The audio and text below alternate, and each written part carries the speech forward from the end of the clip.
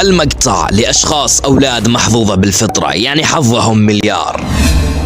إنه رمى كرة السلة، ولكنه لم يكن يعتقد أنها سترتطم في الأرض وتدخل إلى السلة.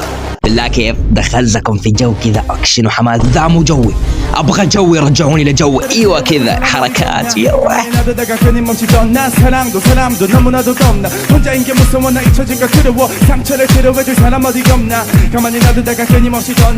في شيء أثار فضولي بذا المقطع، واللي هو وش المكتوب؟ I thought a briquette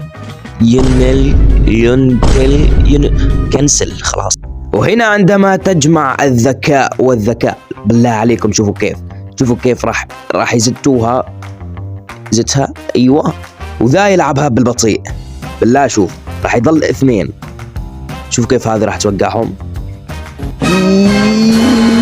ايوه،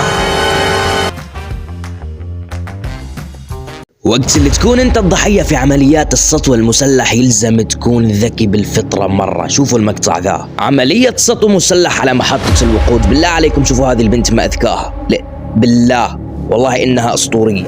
بس ليش يعني البنت تشتغل بمحطة وقود؟ والله لو عندنا هنا كان الشعب كله متخرفن. يمنع مشاهدة ذا المقطع لمن هم دون المليار سنة. هذا مشهد يحبس الأنفاس. شاحنتين يا الحمار، ليه ما تلتزم بالسرعة؟ ليه يا حمار؟ والله ما أدري، والله يمكن الشاحنتين هم معاكسين. لا، هو اللي معاكس الحمار، حمار ابن حمار. وهنا نروح إلى عالم سحر المستديرة، كرة القدم. ذا لاعب نادي اس ميلان سلكت معه زتها لهنا، وشاطة ذاك كمان سلكت معه وخالصة وجت جول، وفرح نادي اس ميلان أكبر نادي عريق ولا ما أدري وش هو. خلاص المهم جول، بس بالله جميل الجول، نار أسطوري. ذا حق حركات الباركور وهي بس والله إنه أسطوري. ذا شو بالله شو يا رباه والله إنها نار.